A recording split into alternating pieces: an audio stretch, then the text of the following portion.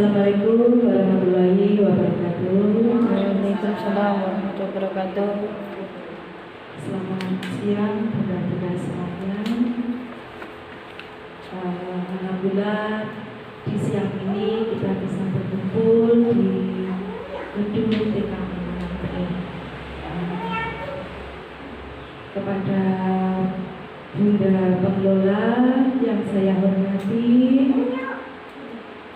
Bunda Kepala Sekolah TK Amanah yang saya kasihi, dan teman-temanku semuanya yang saya kagumi dan saya banggakan. Alhamdulillah hari ini kita bisa berkumpul di sini untuk pembebasan modul 1.4 yaitu budaya positif.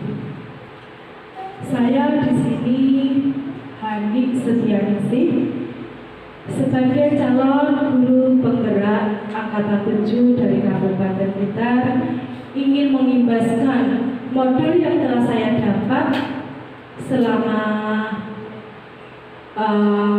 pendidikan di modul 1 ini. Di sini saya bukan langsung menggurui panjenengan semuanya. Saya ingin berbagi ilmu positif, berbagi ilmu yang saya dapat. Jadi sebelumnya saya mohon nanti kritik, saran, dan masukan dari bunda-bunda semuanya serta ilmu nanti apabila yang baik monggo kita kerjakan bersama, monggo kita praktekkan bersama, dan yang kurang baik bisa dihilangkan. Sebaiknya kita mulai saja karena waktu sudah siang ya Bunda ya.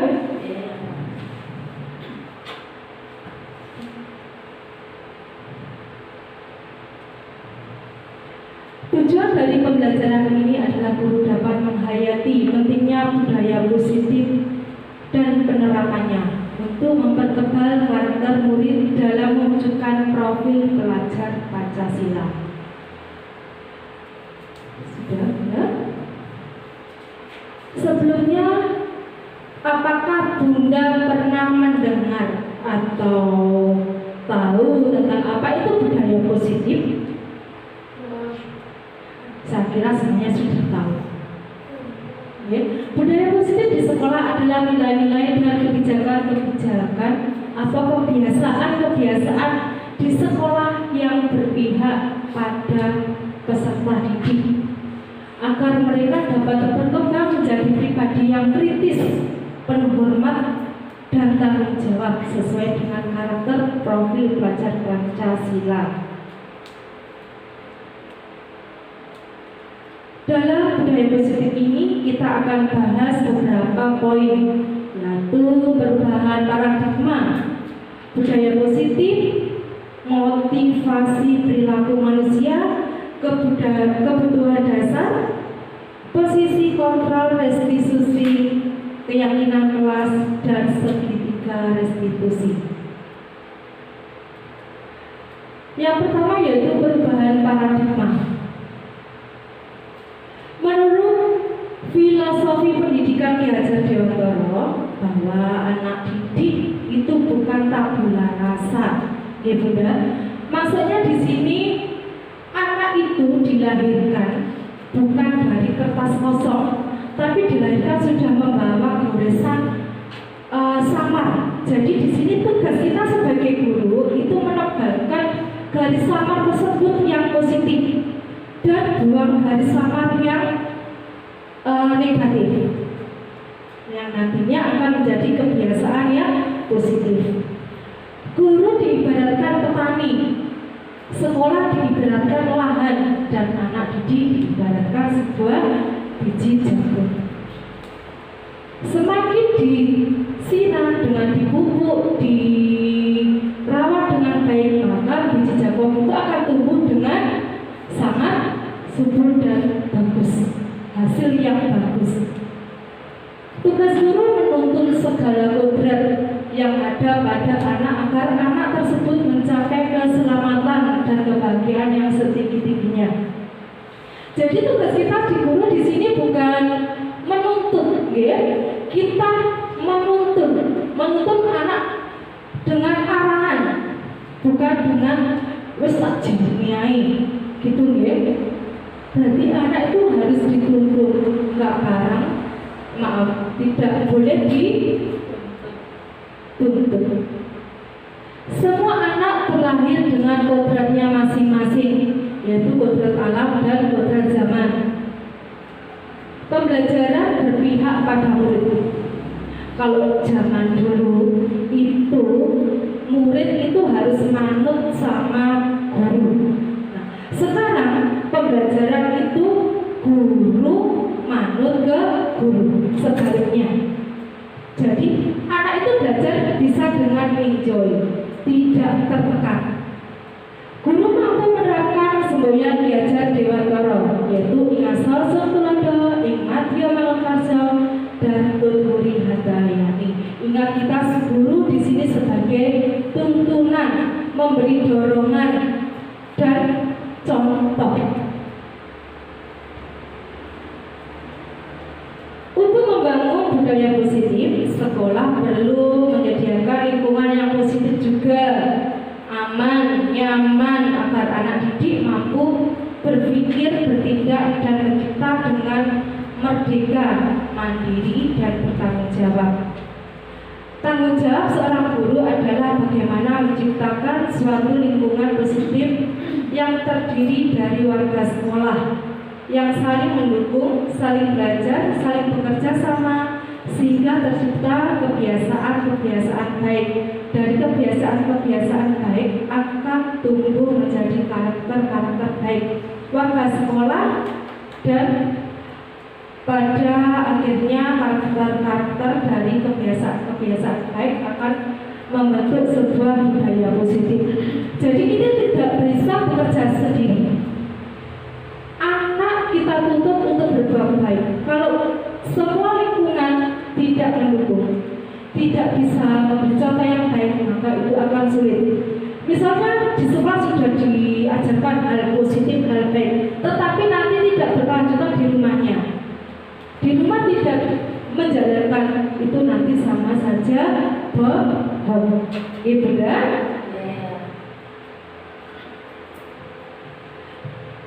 Berikutnya adalah perubahan paradigma teori kontrol.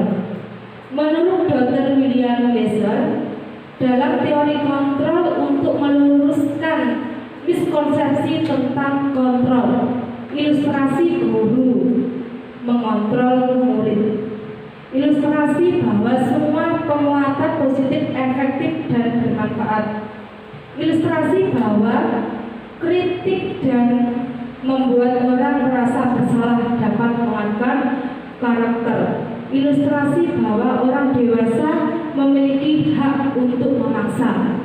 Jadi walaupun kita orang dewasa tidak bisa mengontrol anak mempunyai hak untuk bebas, mempunyai pikirannya sendiri, mempunyai keinginannya sendiri, seperti itu. Perubahan paradigma, stimulus, respon, dan pendekatan teori kontrol. Stimulus, respon, dan teori kontrol. Realitas kebutuhan kita sama, kebutuhan kita berbeda. Menurut teori kontrol, kita beranggapan saya dan panjenengan itu mempunyai kebutuhan yang sama, tapi pada kenyataannya kita mempunyai kebutuhan yang berbeda. Semua orang melihat yang sama. Setiap setiap orang memiliki gambaran yang berbeda. Kita mempunyai prinsip itu yang berbeda. Kita mencoba mengubah orang agar berpandangan sama dengan kita. Kita berusaha memahami pandangan orang lain tentang dunia. Itu menurut teori kontrol. Menurut stimulus respon, perilaku buruk dilihat sebagai suatu kesalahan, Sedangkan menurut teori kontrol semua perilaku memiliki tujuan. Jadi anak atau manusia ataupun kita orang dewasa itu melakukan kesalahan itu semuanya mempunyai alasan. Kenapa kok melakukan kesalahan? Kenapa kok seperti itu? Itu pasti semuanya mempunyai tujuan. Jadi tidak sama ya. Saya bisa mengontrol orang lain. Anda tidak bisa mengontrol orang lain. Kemudian menurut stimulus lagi, pemaksaan ada pada saat rujukan gagal. Sedangkan menurut teori kontrol, kolaborasi dan konsekuensi, konsensus menciptakan pilihan-pilihan baru.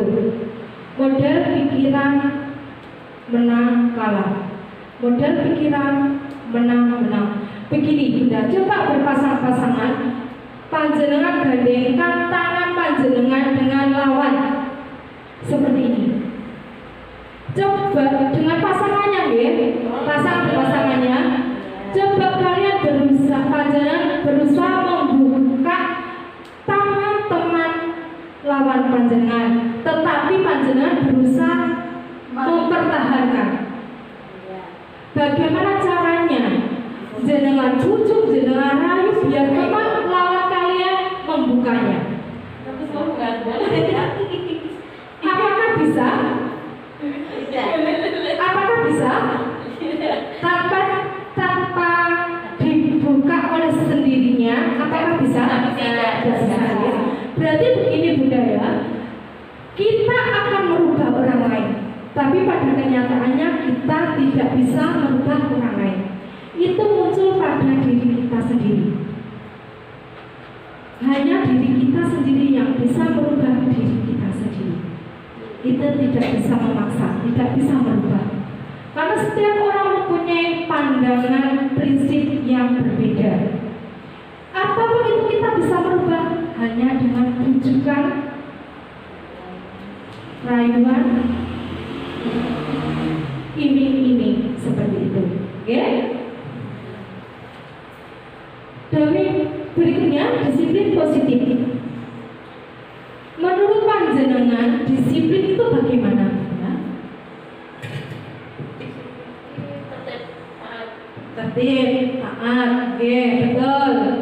Ada lagi sesuai aturan, Nah, kata disiplin belum ya udah. Kata disiplin sering dikaitkan dengan kata tertib, teratur, dan kepatuhan pada peraturan. Sama yang diaturkan sama Bunda tadi. Kata disiplin juga sering menghubungkan dengan hukuman. Apabila anak tidak disiplin dihukum seperti itu ya. Padahal itu sungguh berbeda. Karena belajar tentang disiplin positif tidak harus dengan memberi hukuman. Justru itu adalah salah satu alternatif terakhir, dan kalau perlu tidak usah digunakan. Dengan disiplin positif, pertama kita harus itu tadi perubahan dalam diri. Kita membiasakan kebiasaan baik, akan muncul dengan sendirian disiplin pada diri itu sendiri. Jadi tanpa adanya hukuman. Oke? Menurut Ki Hajar Dewantara menyatakan bahwa untuk menciptakan kemerdekaan atau dalam konteks pendidikan kita saat ini, untuk menciptakan murid yang merdeka, syarat utamanya adalah harus disiplin yang kuat. Disiplin yang dimaksud di sini adalah disiplin diri yang memiliki motivasi internal, berarti dari dalam diri kita, bukan karena paksaan. Jika kita tidak memiliki motivasi internal, maka kita memerlukan eksternal, dorongan dari orang lain. Karena berasal dari luar, bukan dari dalam diri kita. Motivasi yang dimiliki dari eksternal, dari orang lain itu biasanya tidak bertahan lama. Next. Nilai-nilai kebajikan sajikan adalah sifat-sifat positif manusia yang merupakan tujuan mulia yang ingin dicapai setiap individu. Nilai-nilai tersebut bersifat universal dan lintas bahasa, suku, bangsa, agama maupun latar belakang. Setiap perilaku perbuatan memiliki satu tujuan menurut Dr. William Lesser pada teori kontrol. Dengan mengkaitkan nilai-nilai dan keyakinan seseorang, maka motivasi intrinsik akan terbangun secara sendirinya sehingga menggerakkan motivasi dari dalam untuk dapat mencapai tujuan mulia yang diinginkan. Menurut Dean Lesser, nilai-nilai kebajikan yang ingin dicapai oleh setiap anak Indonesia memiliki analisa kita kenal dengan yaitu saat ini profil pelajar Pancasila. Profil pelajar Pancasila itu ada berapa? Mungkin ada yang tahu? Ada berapa? Yaitu beriman, bertakwa kepada Tuhan Yang Maha Esa dan berakhlak mulia. Kedua, mandiri, berkritis, berkebinekaan global, bergotong royong dan kreatif. Itu yang profil pelajar Pancasila. Next. Teori motivasi, hukuman dan penghargaan.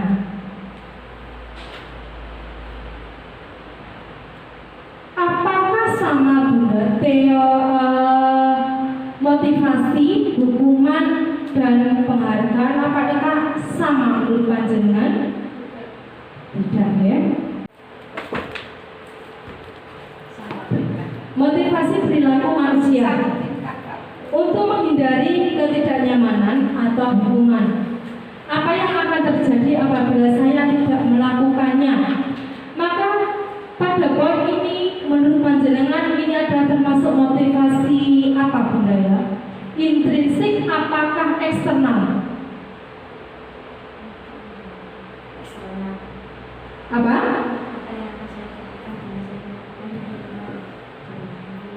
Apa?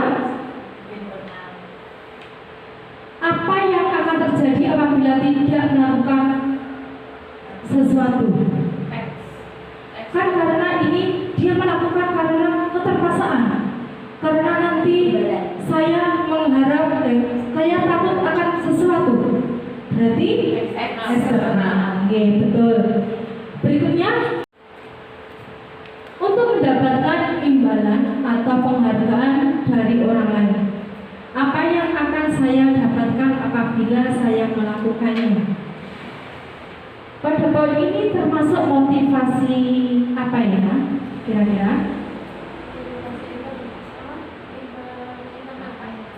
Di sini karena mau mengharapkan sebuah penghargaan, ingin dipuji, ingin mendapatkan sesuatu hadiah.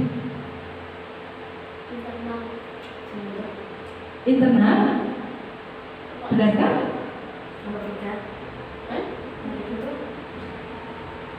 Ini karena dorongan seseorang untuk karena mendapatkan penghargaan. Iya, betul. Termasuk eksternal. Karena kalau tidak mendapatkan imbalan, tidak mau melakukan. Poin 3, untuk menjadi orang yang mereka inginkan dan menghargai diri sendiri. Ya, menghargai diri sendiri dengan nilai-nilai mereka percaya saya akan menjadi orang yang seperti apa apabila saya melakukannya. Misalnya, saya ingin menjadi hebat kalau saya belajar. Jadi ini adalah, iya betul. motivasi internal. Dari sini bisa dipahami benar? Lanjut. Tujuan dari disiplin positif adalah menanamkan motivasi yang ketiga pada murid-murid kita, yaitu menjadi orang yang mereka inginkan dan menghargai diri sendiri dengan nilai-nilai mereka percaya. Ketika murid kita memiliki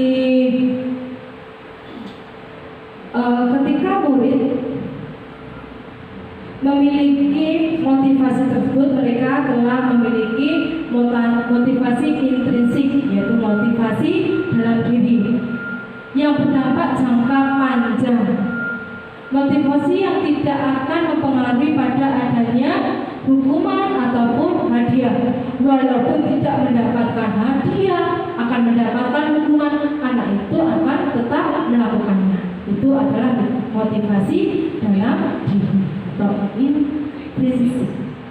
Mereka akan tetap berperilaku baik dan berdasarkan nilai-nilai kebajikan karena mereka ingin menjadi orang yang menjunjung tinggi nilai-nilai yang mereka hargai. Hukuman dan penghargaan. Di sini dihukum oleh penghargaan. Apabila kita sering memotivasi anak kita dengan iming-iming penghargaan, itu akan sama saja kita menghukum anak tersebut. Jadi cara kita memotivasi, usahakan itu bukan dengan penghargaan atau hadiah, kecuali itu adalah sebuah perlombaan. Ya benar? Karena itu akan berjangka pendek, tidak akan lama. Next. Perbedaan hukuman dan konsekuensi. Hukuman dan konsekuensi itu apakah sama, Bunda?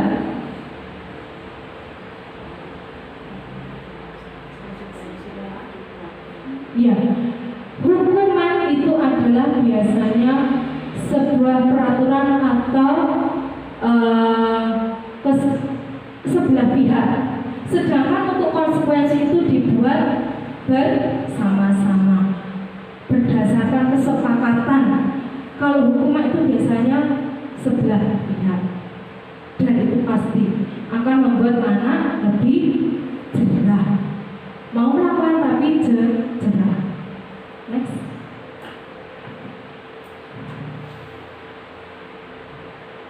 Tindakan guru, hukuman atau konsekuensi. Mencatat istighfar. Anak tidak mengerjakan suatu PR atau tugasnya, terus anak disuruh mencatat istighfar. Itu adalah sebuah hukuman, karena anak akan hanya tidak bermakna.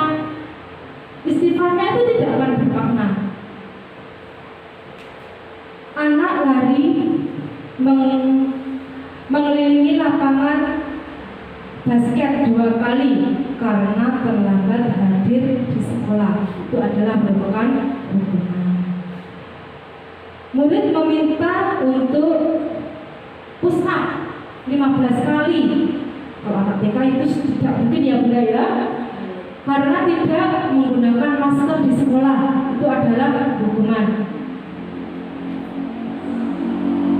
Membersihkan tumpukan air di meja, membersihkan tumpukan air di meja, tulisan karena tersenggol pada saat belajar. Karena sebelumnya sudah ada konsekuensi atau kesepakatan, apabila mengotori meja, anak harus membersihkan. Apabila anak berisik, itu bagaimana? Itu adalah bukti konsekuensi. Membuang sampah gimana? Itu adalah bukti dari konsekuensi atau kesepakatan sebelumnya atau keyakinan dalam kelas. Next. Berikut adalah lingkaran menurut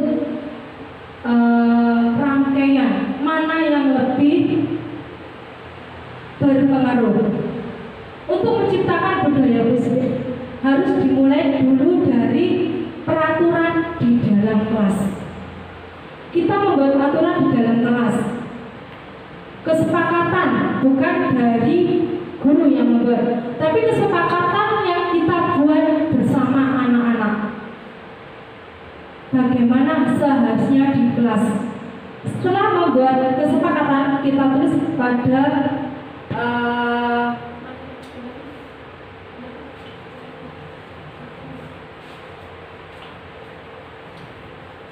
kita buat keyakinan kelas.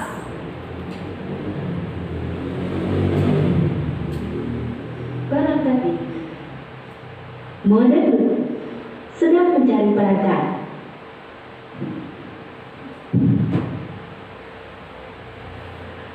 Lingkaran budaya positif. Kita akan membuat akan terjadi budaya positif itu dimulai dari peraturan yang ada di kelas, yaitu dengan membuat keyakinan kelas bersama, yaitu dengan siswa atau murid. Jadi tidak hanya dilakukan atau dibuat oleh guru, berdasarkan kesepakatan guru dan murid.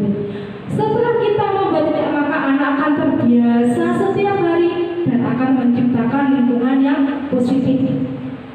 Dengan lingkungan yang positif, kerjasama antara guru dan anak dan semua masyarakat di sekolah, maka akan terciptanya budaya yang positif. Next. Keyakinan kelas. Keyakinan kelas adalah nilai-nilai kebajikan yang prinsip-prinsip keyakinan kelas adalah keyakinan atau nilai-nilai kebajikan atau prinsip-prinsip universal yang disepakati bersama secara universal, lepas dari latar belakang suku, negara, bangsa maupun agama. Menurut Goshen, suatu keyakinan akan lebih memotivasi seseorang dari dalam intrinsik. Seorang akan lebih bersemangat atau untuk menjalankan keyakinannya daripada hanya sekedar mengikuti serangkaian peraturan. Misalnya, kita buat kesepakatan, anak akan selalu ingat, oh iya, kalau di dalam kelas, kalau buang sampah tidak boleh sembarangan, harus dibuang di tempat sampah. Nanti kelasnya jadi kotor. Jadi tahu nanti pakainya apa biar kelas bersih. Kalau peraturan itu sudah, kesalahannya sudah pakem, dibuat oleh satu pihak, maka tidak akan bermakna. Anak hanya menjalankannya, tidak tahu apa maknanya itu. Next. Pembentukan keyakinan kelas. Keyakinan kelas bersifat lebih abstrak daripada peraturan.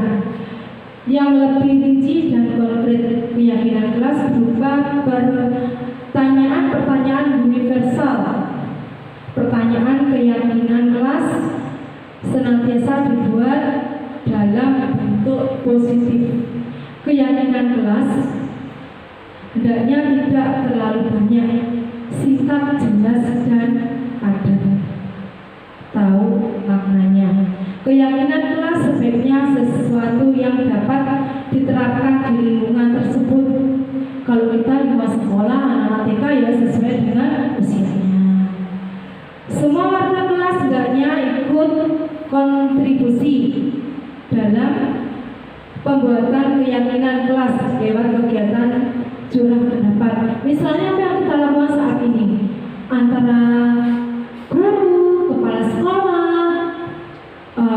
yayasan atau yang semua yang ada di lingkungan sekolah ini, itu harus bekerja sama. Bersedia meninjau kembali keyakinan kelas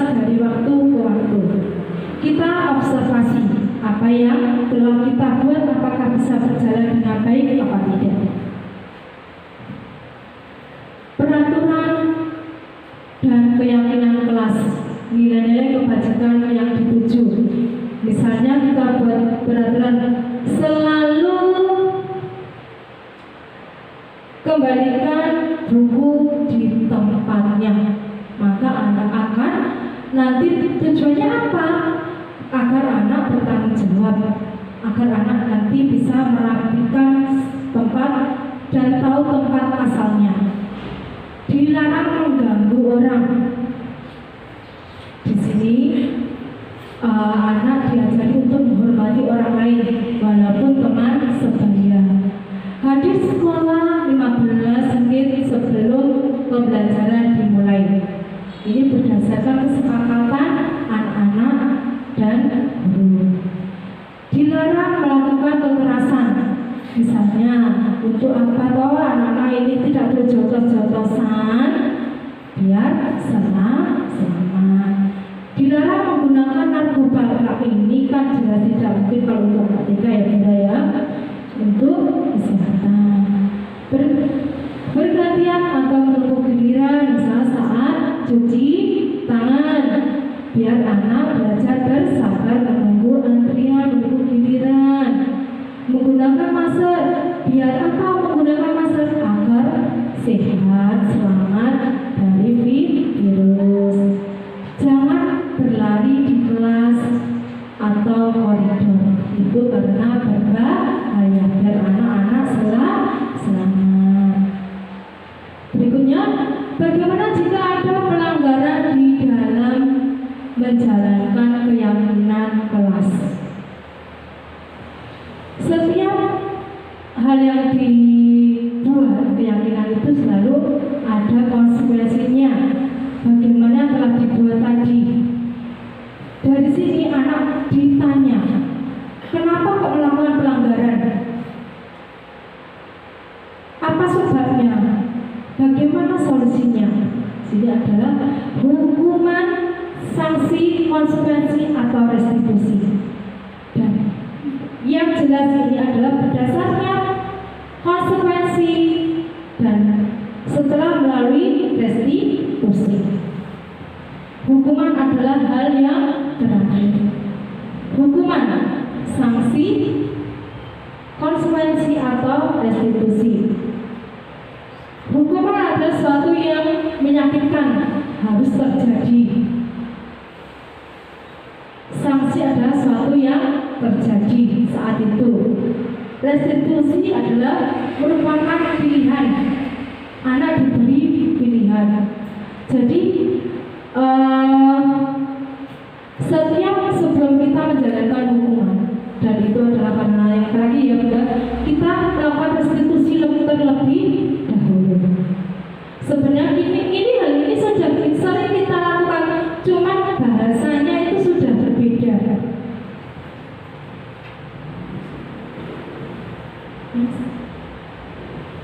Lima kebutuhan dasar manusia. Pada dasarnya manusia itu mempunyai kebutuhan yang berbeda-beda. Kebutuhan dasar itu setidaknya sama-sama mempunyai kebutuhan bertahan hidup, yaitu sandang, pangan, dan papan. Kebutuhan akan dicintai, disayangi. Anak-anak juga seperti itu, ingin disayangi oleh orang yang lebih besar, dengan teman sebaya. Penguasaan, kebutuhan penguasaan atau kemampuan. Kebutuhan kebebasan. Setiap orang mempunyai kebebasan akan pilihannya, mempunyai keinginan, prinsip atau kebutuhan yang berbeda. Kesenangan, sudah tentu ya bunda, semuanya menginginkan kebutuhan untuk merasa senang.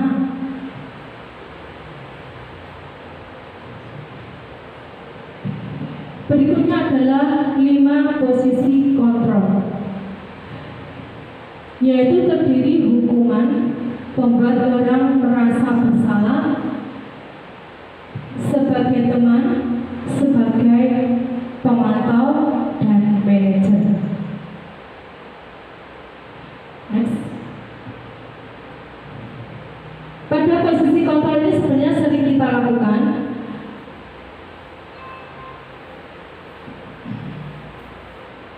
Hukuman, yaitu misalnya menghardik, menunjuk, menyakitkan, menyindir, itu ada satu yang membuat hukuman. Membuat orang bersalah, misalnya mengatakan seharusnya kamu tidak memukulku, aku jadinya seperti ini. Itu merasa anak kalau punya perasaan itu akan merasa bersalah karena melukai temannya. Sebagai teman, membuat teman sebagai alasan. Misalnya, kalau kamu gak kasih aku jajan, gak tak bodoh. Itu yang biasa dilakukan oleh anak. Sebagai pemantau, menghitung atau mengukur apa yang telah sesuai dengan kesepakatan. Manajer mengajukan pertanyaan. Misalnya gini, sebagai manajer ya, anak melakukan kesalahan membuang sampah. Kenapa kamu ditanya kenapa kamu kok membuang sampah? Saya seharusnya bagaimana? Kalau kamu membuang sampah berarti kamu salah apa benar? Terus bagaimana? Itu adalah kita bertindak sebagai manajer. Jadi anak diajak, dicari tahu apa salahnya, apa solusinya, dan bagaimana cara mengatasinya. Itu adalah kita bertindak sebagai manajer. Tidak langsung ujuk-ujuk. Jadi anak mau berpikir kritis. Berikutnya adalah penghukum. Mematuhi peraturan saya atau awas. Kamu selalu saja salah, pasti selalu yang terakhir selesai. Guru seperti ini senantiasa percaya hanya ada satu cara agar pembelajaran bisa berhasil, yaitu dengan cara diam. Ya, ini adalah penghukum, tipe guru penghukum, seperti mengancam, membuat orang merasa bersalah. Ibu sangat kecewa sekali dengan kamu. Berapa kali ibu harus beritahu kamu ya? Bagaimana?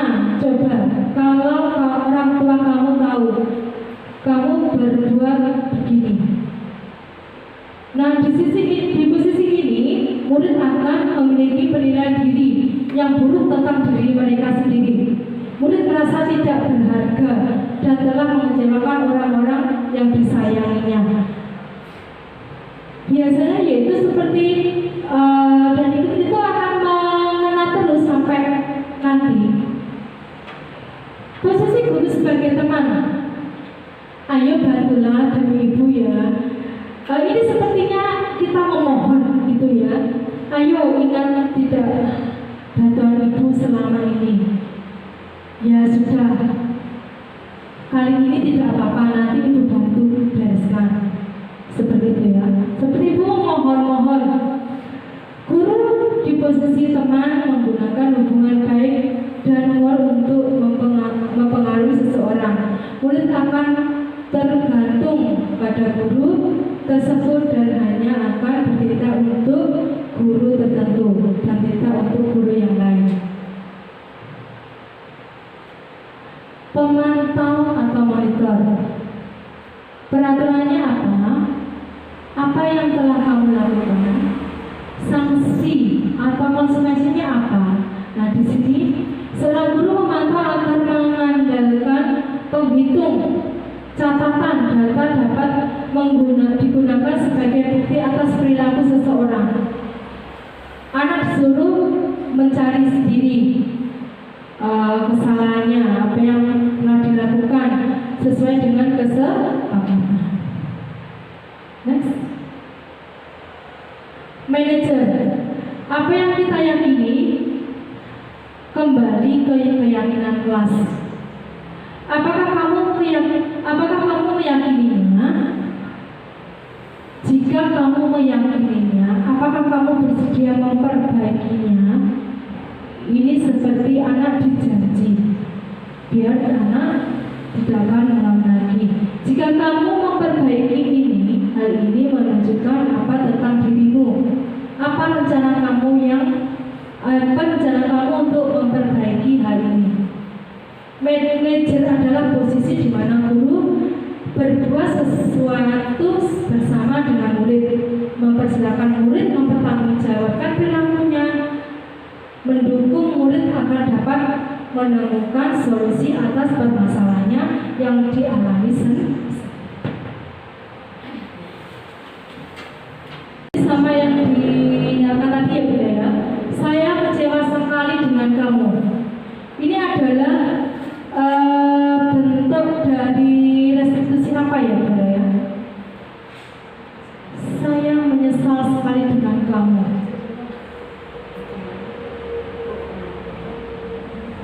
Di sini membuat anak itu merasa menyesal karena gurunya merasa kecewa, anak akan merasa bersalah. Apa?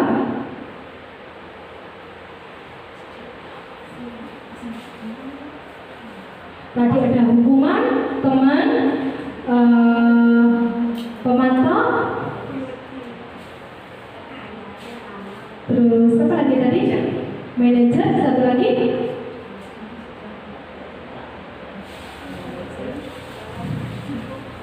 Pemantau teman, membuat orang merasa bersalah, menghukum, Membuat kesalahan. iya betul, membuat orang merasa bersalah. Berikutnya, kamu tidak pernah benar melakukannya. Ayo cepat kerjakan.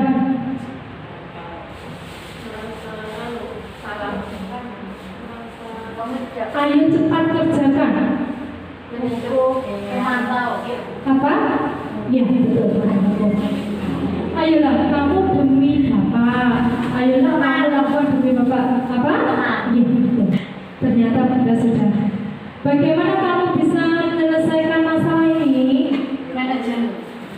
Terakhir, kamu selalu yang paling terakhir.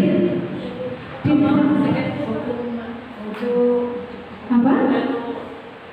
Teman.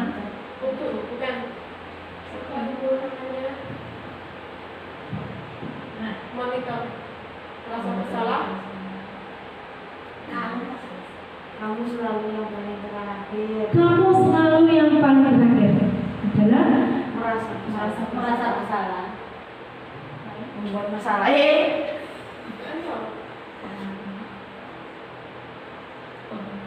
apa? Bagus. Karena di situ kamu selalu paling terakhir di sini kata kuncinya, kamu selalu. Nah di sini berarti nanti akan mendapatkan hukuman, selalu memberi hukuman. Bisa dipahami Bunda dari sini? Bisa. Berikutnya restitusi. Restitusi adalah proses menciptakan kondisi bagi murid untuk memperbaiki kesalahan mereka, sehingga mereka bisa kembali pada kelompok mereka dengan karakter yang lebih kuat.